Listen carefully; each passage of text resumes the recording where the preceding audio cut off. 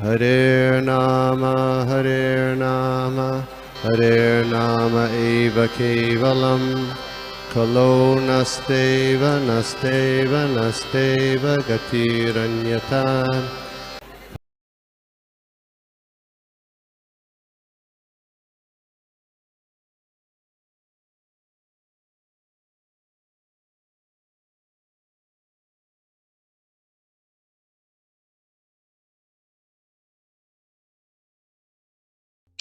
हरे कृष्णा। सभी को दंडवत प्रणाम। आज सुबह के साधु संघ के ऑनलाइन संघ में आप सबका स्वागत है। ये अंतरराष्ट्रीय कृष्णा भावनामृत संघ इस संघ के अंतर्गत आता है। तो आज जो है 18वें तीसरे स्कंद का 18वें अध्याय का समरी देखेंगे। तो प्रेयर से चालू करते हैं। ओम नमो भगवते वासुदेवाय। ओम नमो भगवते वासुदेवाय। ओम नमो भगवते वासुदेवाय। नारायणं नमस्कृत्यं नरं चैव नरोत्तमं देवीं सरस्वतीं व्यासं ततो जयमुदीरये। नष्टप्रायेषु अभद्रेषु नित्यं भागवत सेवया भगवती उत्तम श्लोके भक्तिर्भवति नैष्ठिकी। ओम अज्ञानतिमिरान्धस्य ज्ञानाञ्जनशलाकया चक्षुरुन्मिलितं येन तस्मै श्रीगुरवे नमः। श्रीचैतन्यमनोभीष्टं स्थापितं येन भूतले स्वयं रूपकदा मह्यं ददाति स्वकान्तिकम्। नमो विष्णुपादाय कृष्णप्रेष्ठाय भूतले श्रीमते भक्तिवेदांत स्वामिनिति नामिने। नमस्ते सरस्वते देवे गौरवाणी प्रचारिणे निर्विशेषा शून्यवादी पाश्चात्य देशतारिणे। जय श्री कृष्ण चैतन्य प्रभो नित्यानंद श्री अद्वैत गदाधर श्रीवासादि गौर भक्त वृंद। हरे कृष्णा कृष्ण कृष्ण हरे हरे हरे राम राम राम हरे हरे। वाञ्छा कल्पतरुभ्यश्च कृपा सिन्धुभ्यः च पतितानां पावनेभ्यो वैष्णवेभ्यो नमो नमः। सर्वस्य चाहं हृदिसानिष्ट मता स्मृतिर्ज्ञानपोहनश्च वेदेषु चाहम् अहमेव वेदो वेदान्तकृतवेदविदेव चाहम्। हरे कृष्ण।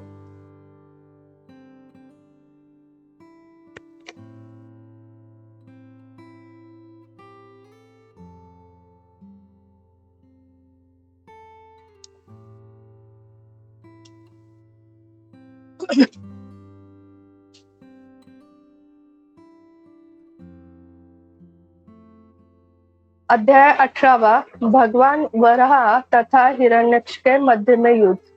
तो आज हम इस श्लोक का समरी देखने वाले हैं। तो इसमें क्या आता है, भगवान और वराह देव और हिरण्यक्ष युद्ध कैसे कर रहे के बारे में आता है। और उससे पहले हमने क्या देखा था कि जब दीति के जो दो पुत्र है उनका जन्म होता है और उनके जन्म के समय किस तरह वातावरण होता है, और फिर जब जैसे उनका जन्म होता है वो तुरंत कैसे बड़े होते हैं, और किस तरह जन्म होने के वक्त हिरण्यक्ष का जन्म पहले होता है और हिरण्यकशिपु का बाद में। लेकिन पहले हिरण्यकशिपु की गर्भधारणा हुई थी इसलिए वो बड़ा माना जाता है, और उसी तरह उन्हें बड़ा पुत्र कहा जाता था, वो भी देखा था। और कैसे जन्म होते ही ये जो दो असुर है वो एकदम से ऐसे लंबे हो गए और फिर कैसे वो हाहाकार मचा और ब्रह्मदेव आए थे और ब्रह्मदेव ने सब देवता जो है वो भयभीत हुए थे और ब्रह्मदेव के पास गए थे और फिर ब्रह्मदेव ने बताया था कि किस तरह मेरे जो पुत्र है 4 कुमार उन्होंने जो वैकुंठ के द्वारपाल है जय विजय उन्हें शाप दिया था और वो शाप की वजह से ही वो दीति माता के गर्भ से जन्म लेने वाले हैं और उन्हें दैत्य इसलिए कहा जाता है कि दीति के पुत्र है इसलिए उन्हें दैत्य कहा जाता है। और ये जो दोनों पुत्र है जो हिरण्यकशिपु है उसे राजा बन जाता है।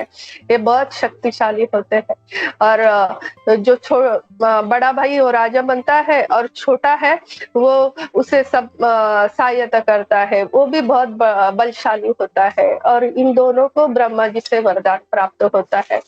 ये हमने देखा था और इस वरदान की वजह से वो बहुत किसी से भयभीत नहीं थे। उन्हें पता था कि इस ब्रह्मांड में हमें मारने वाला कोई नहीं है हिरण्यकशिपु, तो इसलिए उसे जरा भी भय नहीं लगता था और वो सबके ऊपर उसने विजय प्राप्त कर ली थी और उसके साथ युद्ध करने वाला कोई भी नहीं था।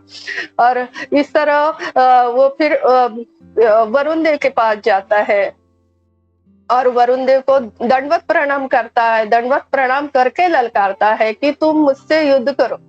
तो वरुण देव और हंसता है, उनकी ठेली भी उड़ाता है कि तुम में अगर साहस है तो तुम मुझसे युद्ध करो, मुझे पता है तुम किस तरह रक्षा करते हो। क्योंकि वरुण देव जो असुर लोग है, जो असुर है नीचे के लोक में रहते हैं उन्हें ऊपर आने नहीं देते, वो बहुत शक्तिशाली है। इसलिए वो वरुण देव के पास गया और कहने लगा कि तुम मुझसे युद्ध करो। लेकिन वरुण देव जो है वो भी अपने बुद्धि से काम लेते हैं, उन्हें गुस्सा तो बहुत आता है लेकिन अपनी बुद्धि से काम लेते हैं और कहते हैं कि देखो मैं तो अभी वृद्ध हो गया हूँ, मैं तुमसे युद्ध नहीं कर सकता हूँ, लेकिन तुमसे युद्ध करने वाला जो है भगवान वराह के रूप में आने वाले हैं, वो तुमसे युद्ध करेंगे और ये वो इस तरह तुम्हें हरा देंगे, पराजित कर देंगे कि तुम ऐसे पड़ जाओ,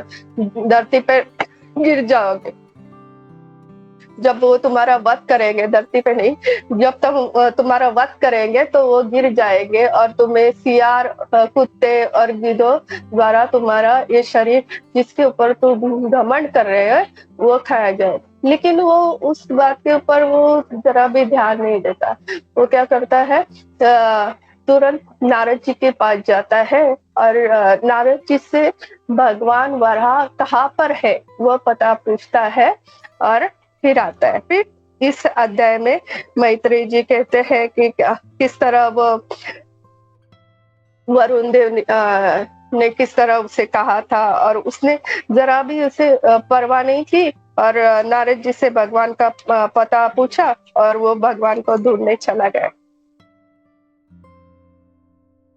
और जब वो वहां पर गया उस जगह पर तो उसने परम शक्तिशाली भगवान को वराह के रूप में देखा और वो अपने जो दाढ़े है उसके अग्र भाग से पृथ्वी को ऊपर, उसके ऊपर उनके पृथ्वी थी और उनकी आंखें जो है वो बहुत लाल लाल थी और वो हिरण्यकश की तरफ से गुस्से से देख रहे थे।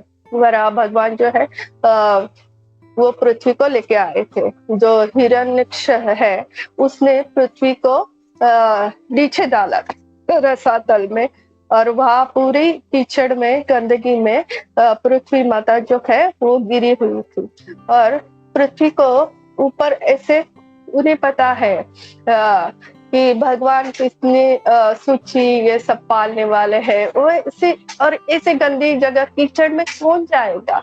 तो इसीलिए उसने ऐसे सोच समझ के पृथ्वी को जो है वो ऐसे रसातल में डाला हुआ था। लेकिन भगवान तो भगवान है, वो वराह का रूप लेते हैं और कीचड़ में नीचे अंदर अंदर तक जाते हैं और अपनी पत्नी पृथ्वी को है वो ऊपर लाते हैं। और जब वराह भगवान ऐसे पृथ्वी को ऊपर लाते हैं तो उनकी दाढ़ों के ऊपर जो पृथ्वी है वो एकदम छोटी सी दिखती है, जैसे राई का दाना है उसी तरह। तो वराह भगवान जो है वो बहुत भगवान चाहे कौन सा भी रूप ले, चाहे मत्स्य का ले, कूर्म का ले, नरसिंह का ले, उनमें वो आकर्षण होता ही है। तो वराह भगवान वराह का रूप लेते हुए भी बहुत सुंदर दिख रहे थे। और वो उनका इतना विशालकाय रूप था। तो हम उसके बारे में भी देखेंगे कि ये वराह का और हिरण्यकश्यप ये दोनों कैसे उनके जो बॉडी है वो कितनी लंबी थी। और पृथ्वी को रसात में डाला था, मतलब पृथ्वी पर अभी तक मनुष्य जन्म नहीं हुआ था। और ब्रह्मा ने सृष्टि यहाँ तक बनाई थी कि ऊपर के लोग बनाए थे। ब्रह्मलोक के बाद देवताओं को जब ब्रह्मा जी ये स्टोरी सुना रहे थे, मतलब देवता बन चुके थे और सिर्फ पृथ्वी पर मनुष्य लोग नहीं हुए थे। मनु और क्या वाइफ का नाम, मनु और शत्रुपा, जब ब्रह्मा जी उन्हें कहते हैं कि आप पृथ्वी पे जाके संतान उत्पत्ति का कार्य करो, तभी वो देखते हैं कि यहाँ पर तो पृथ्वी है नहीं। तब वो ब्रह्मा जी के पास जाते हैं और बताते हैं कि आपने जो कार्य करने के लिए हमें भेजा है, लेकिन पृथ्वी तो वहां पर नहीं है। तब ब्रह्मा जी को पता चलता है और सबको पता चलता है कि पृथ्वी नहीं है। तब तक मतलब ब्रह्मदेव की यहाँ तक पृथ्वी बनी थी, पृथ्वी के ऊपर के लोग तक, और पृथ्वी में मनुष्य जन्म होने वाला था, तभी उसने वो रसातल में फेंका था। और वो पृथ्वी का ऊपर लाने के लिए वराह भगवान आए थे। अभी हम देखेंगे कि इस तरह उनका विराट स्वरूप था। जो पहले हम हिरण्यक्ष का देखेंगे। हिरण्यक्ष जो था वो इतना लंबा था, एक तो वो यहाँ का नहीं था, वैकुंठ लोक का था। और वैकुंठ लोक से यहाँ पर दीति माता के गर्भ में आया हुआ था। तो उसके पास पहले से प्रचुर ताकत और ये सब जो थी। और ये जो है ये सतयुग के टाइम का है, तो कितनी उसकी हाइट वगैरह होगी, वो नीचे से ऊपर तक आकाश तक उसकी हाइट जाती थी।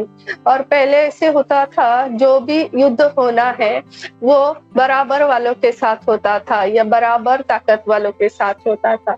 ये हिरण्यक्ष था, वो भी धर्म युद्ध करता था, मतलब युद्ध के लिए सबको लड़का। आगे के चैप्टर में आएगा कि भगवान के साथ भी कैसे धर्म से लड़ता है, तो भगवान उसकी स्तुति करते हैं। तो इतना वो लंबा था, तो उसे उसी के साइज का चाहिए। तो भगवान ने वराह का रूप लिया, तो वो भी इतना लंबा था कि नीचे से ऊपर तक बहुत लंबा था। उससे जितना हिरण्यक्ष लंबा था उससे और बड़ा था। तो वो देखते ही रह गया, हाँ इतना बड़ा प्राणी। अभी हम देखेंगे हिरण्यक्ष कितना लंबा था। रावण था, तो रावण को एक बार बहुत ये होता है ना कि मैं कितना शक्तिशाली हूँ। वो शिव जी के पास जाता है, कैलाश उठाने लगता है। और जब वो कैलाश उठाता है, सब कैलाश की धरती हिलती है, क्योंकि तो शिव जी का वरदान प्राप्त था। शिव जी की वजह से उसके पास शक्ति थी, उसने ब्रह्मा जी से वरदान प्राप्त किया था। तो शक्तिशाली तो था, तो अपने शक्ति का प्रदर्शन कर रहा था। और शिव जी शांत है। जैसे ही शिव जी ने थोड़ा सा अपना पैर नीचे दबा दिया, वो दबने लगा और शिव जी से माफी मांगने लगा।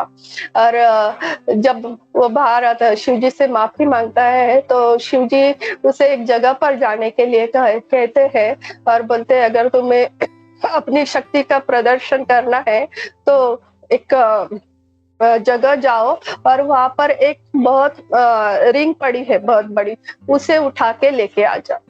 तो रावण जाता है और वो रिंग को उठाने का प्रयास करता है। बहुत अपनी, वो तो कितना शक्तिशाली है ना रावण, सबको पता है।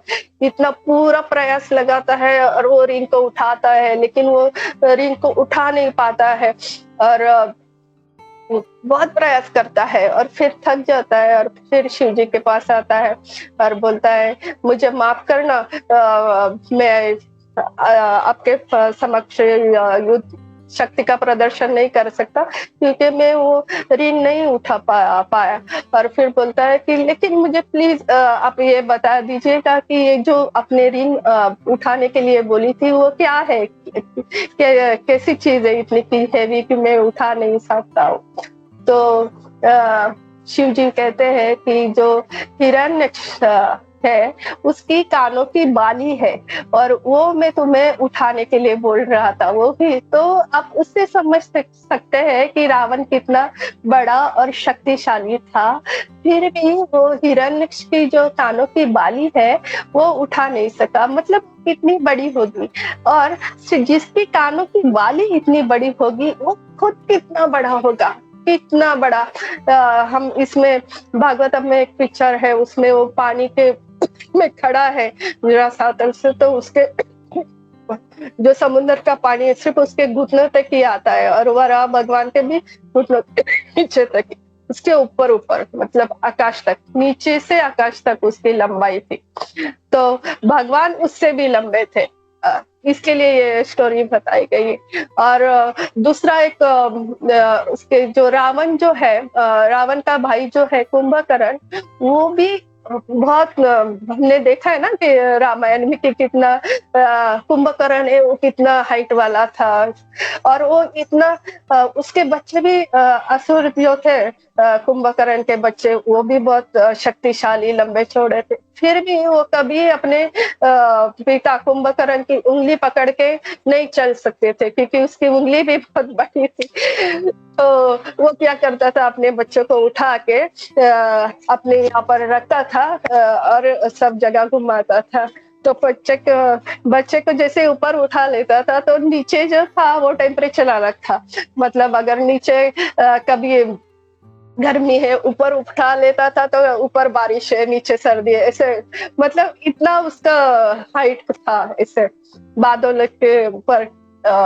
और वराह भगवान उससे बड़े। और जब वो पृथ्वी माता को नीचे से ऊपर लाए हुए थे तो जहां पर उनके उदार का स्पर्श होता है वो जगह सुंदर कश्मीर वैष्णो देवी का स्थान है, ये कहा जाता है। तो इस तरह भगवान ने भी बहुत बड़ा रूप धारण किया था। और फिर जो है असुर उसने देखा भगवान को, भगवान भी उसे देख रहे थे लाल आंखों से। भगवान क्रोधित थे कि पृथ्वी को रसातल में डाला था, और उसने भी देखा भगवान को और फिर वो चिल्लाने लगा, ए तुम देवों के श्रेष्ठ, तुम उभयचर प्राणी हो, मतलब धरा पर पी और पानी में रहने वाले, और तुम छुप के बैठे थे। ऐसे कहने लगा, तुम इस पानी में छुप के बैठे थे हमारे लिए, सब असुरों को मारने के लिए, और तुम अभी मुझसे युद्ध करो। ऐसे वो भगवान को बहुत बार ऐसे लड़का लगा, तुम ऐसे मत जाओ, तुम छुपे रहने वाले हो, तुम्हें मुझसे युद्ध करना चाहिए, मैं तुम्हें मार डालूंगा। इस तरह वो भगवान को अनेक करके संबोधने लगा। लेकिन भगवान जो है वो अपने कर्तव्य निष्ठ थे। उन्हें गुस्सा तो आ रहा था, उसके जो बोल रहा था उस शब्दों से उन्हें गुस्सा उन्हें अच्छा नहीं लग रहा था, लेकिन उन्होंने उसके ऊपर जरा भी ध्यान नहीं दिया। उनका जो कर्तव्य था कि पृथ्वी को अच्छे से ऊपर लाके रखना, तो उन्होंने पृथ्वी को ऊपर लाया और यहाँ पर पानी के ऊपर लाके रख दिया। और जब उन्होंने पृथ्वी को पानी के ऊपर लाके रख दिया तो पृथ्वी जो है घूमने लगी। तो सब देवता जो है वो ये देख के बहुत खुश होने लगे, तैरने लगी पानी के ऊपर। पृथ्वी को पानी नीचे से ऊपर लाया, और पृथ्वी कैसी छोटी सी चीज नहीं हो, भगवान इतने बड़े थे इसलिए वो छोटी सी दिख रही थी, लेकिन पानी के ऊपर कैसे तैरेगी पृथ्वी? जैसे पानी के ऊपर रखेंगे तो इतनी हेवी पृथ्वी तो डूब जानी चाहिए, लेकिन वो भगवान की शक्ति की वजह से पृथ्वी पानी के ऊपर तैरने लगी। तो ये सब देख के जो देवता ब्रह्मदेव है वो सब खुश होने लगे और भगवान के ऊपर फूलों की वर्षा करने लगे। लेकिन ये सब असुर लोग नहीं जानते ये क्या है, क्या जादू कर रहा है, इनको ये समझ में नहीं आता है। जो भगवान के भक्त होते यही सब ये जानते हैं कि किस तरह भगवान ने अंतरिक्ष में भी सब ग्रह, पृथ्वी से भी बड़े बड़े ग्रह है, ये सब ऐसे वायुमंडल में घूमते हुए रखे बिना सहारे के या बिना कुछ के, भगवान की शक्ति की वजह से होता है। और ये असुर जो है वो भगवान को बोलता है कि तुम जो है वो छुपे रहते हो, लेकिन भगवान कभी छुपे हुए नहीं रहते। भगवान हमेशा अपने धाम, गोलोक धाम में वास करते हैं और भगवान की जो शक्तियां है वो उनका सारा काम करती है। लेकिन जो असुरी वृत्ति वाले हैं वो कभी ये नहीं समझ पाते।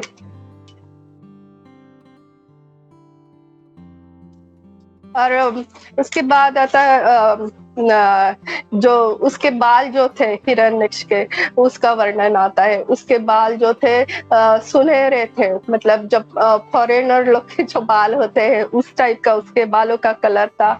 उसके जो दांत थे वो भयानक थे। और उसने भगवान का, जब भगवान पृथ्वी को लेकर आ रहे थे पानी के ऊपर रखने के लिए, तब उसने भगवान का ऐसे पीछा किया जैसे मगरमच्छ है वो हाथी का पीछा करता है। लेकिन भगवान इस तरह चल रहे थे जैसे हाथी को के साथ होते हुए, हाथी कभी मगरमच्छ के ऊपर ध्यान नहीं देता। वो अपनी हाथीनी को सेफ रखने के लिए वो मगरमच्छ कितना भी उसके पीछे दौड़ता रहे, लेकिन उसके ऊपर जरा भी ध्यान न देता हुआ अपनी हाथीनी को सेफ जगह उससे बहुत दूर लेके जाता है। इसी तरह भगवान जो है माता पृथ्वी को लेके सेफ जगह रखने के लिए गए। उसने उसकी बातों के ऊपर ध्यान ही नहीं दिया। और जब पृथ्वी को अपनी आंखों के सामने तैरते हुए रख दिया, तब उन्होंने फिर उसके बाद उसने भगवान ने उसके साथ युद्ध करना चालू किया। और जब ऐसे कर जब पृथ्वी को वहां पर जल के स्तर पे रखते हैं तैरते हुए, तो जैसे सब देवता और ब्रह्मा जी फूलों की वर्षा तो करते हैं और साथ ही साथ ब्रह्मा जी जो है वो भगवान की स्तुति भी करते हैं। और ये जो असुर है उससे उसके सुनहरे बाल थे, दांत ऐसे विकराल थे, बहुत अजीब सा लगता था। मतलब उनके दांत इतने भयावह रहते हैं राक्षस लोग के, ऐसे उसके दांत थे। लेकिन उसके शरीर में भरपूर अलंकार थे, पूरे स्वर्ण से लदा हुआ था। और इतने उसका जो कवच था वो भी पूरा स्वर्ण का था। और कितना वो बड़ा था तो कितना सारा सोना था उसके ऊपर। तो यहाँ पर प्रभुपाद जी तात्पर्य में लिखते हैं, जो भी भौतिक लोग होते हैं जो असुर के, उन्हें सोने का बहुत ये रहता है, लालसा रहती है। उन्हें लगता है कि सोना और भौतिक जो संपत्ति है वो ज्यादा से ज्यादा अर्जित करने के बाद हम बहुत शक्तिशाली हो जाएंगे और हमारे पास बहुत सारा पावर आ जाएगा। इसलिए वो ऐसी सोना और ये सब एकत्रित करते हैं।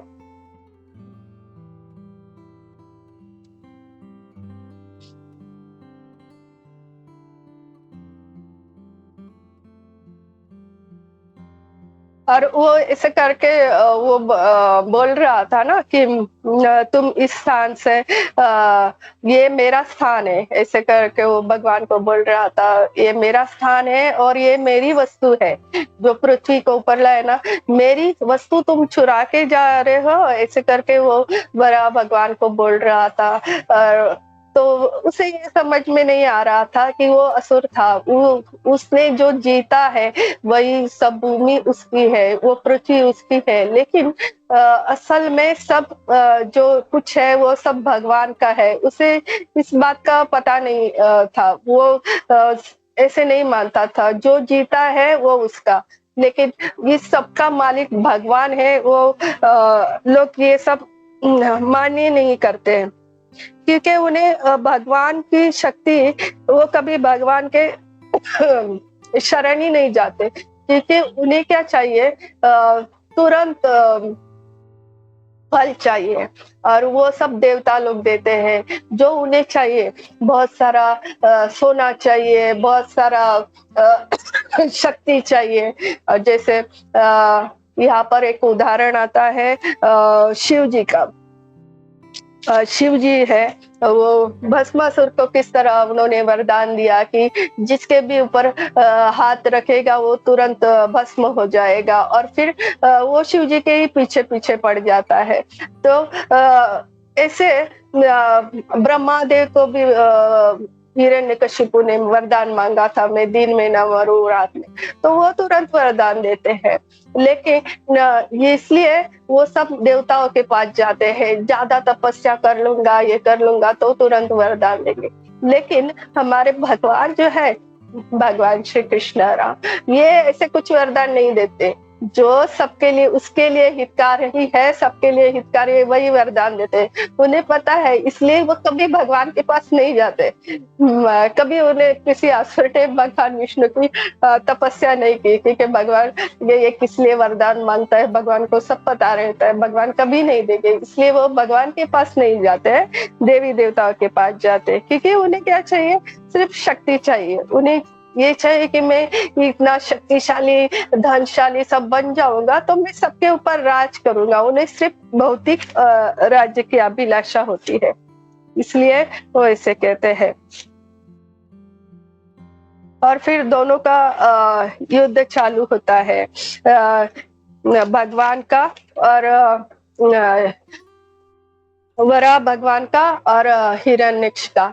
तो जब वराह भगवान जो है वो हिरण्यक्ष के फर्स्ट दाहिने बाहु पर गदा का प्रहार करते हैं। तो हमने देखा था कि किस तरह जो भगवान है वो अपना वीर रस प्राप्त करने के लिए उन्होंने ये सब लीला रची थी कि 4 कुमार आए और जय विजय को शाप दे, और फिर ये इनके साथ में युद्ध करने वाला हूँ, और उनसे भी ज्यादा उनके हाथों में जो गदा है उसका ये था कि मैं आपके हाथों में पड़ी हूँ, मुझे युद्ध करना है। उसके ये इच्छा थी कि मुझे भगवान के हाथ में सिर्फ पड़ना रहना नहीं, ऐसे मुझे युद्ध करना है। उसकी वो इच्छा करने के लिए पहले भगवान गदा चलाते हैं, और वो भी युद्ध में बहुत कुशल रहता है। वो भगवान के वो गदा का वार चुका देता है, और फिर इस तरह ऐसे चलता है, और फिर उससे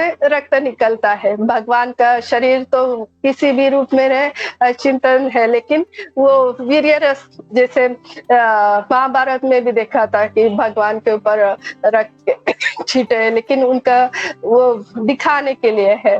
तो इसी तरह हिरण्यक्ष का तो सच में निकल रहा था, लेकिन भगवान का भी दिख रहा था। और जैसे ही रक्त निकलता है तो क्षत्रिय है उन्हें बहुत मजा आता है कि युद्ध करते हुए रक्त निकलता है, तो उन्हें बहुत अच्छा लगता है। तो इस तरह उनका दोनों का युद्ध चलता है, और ये दोनों, और कैसे भगवान मजा ले रहे हैं गदा फेंक फेंक के ऐसे, और सब लोग को चिंता होने लगी देवता का। और फिर ब्रह्मा जी को पता है, लेकिन फिर बोल रहे हैं भगवान ये जो है अभी जो है कौन सा काल मुहूर्त, अभिजीत मुहूर्त है, तो दोपहर के बाद वाला जो मुहूर्त है ये है। तो इसी में ये बहुत शुभ मुहूर्त है, इसी में आप हिरण्यक्ष को मार दो, क्योंकि इसके बाद है संध्या काल आने वाला है। और संध्या काल में जो असुर है ना वो बहुत बलशाली होती है, उनकी शक्तियां है वो बहुत ज्यादा पावरफुल होती है, और न जाने संध्या काल में वो और कौन सा रूप धारण कर ले, क्योंकि असुर जो है वो हमेशा अपने रूप बदलने में भी बहुत आगे जाके हम देखेंगे कि किस तरह वो युद्ध चलता है लंबा। और इस तरह जो ब्रह्मा जी है वो प्रार्थना कर रहे हैं कि आप जल्दी से उसे मार डालो। और भगवान जो है वो ब्रह्मा जी के वो मधुर स्वर और वो प्रार्थना से बहुत खुश होते हैं, और भगवान वराह उनके तरफ देखते हैं, मुस्कुराते हैं और युद्ध भी करते रहते हैं। तो ये युद्ध उनका इसे चालू ही रहता है, अगले अध्याय तक है। और फिर किस तरह भगवान वराह का अंत करते हैं वो हम देखेंगे। और इस अध्याय में यही तक था कि किस तरह अभिजीत मूर्त तक ब्रह्मा जी बोलते हैं कि अभिजीत मूर्त है, इसमें आप मार दो। हरे कृष्ण। तो इस तरह इस अध्याय जो अध्याय जो है पहले से 28 श्लोक था, 1 से 28, उसका तात्पर्य में यही था जो हमने शॉर्ट में समझने का प्रयास किया। हरे कृष्ण।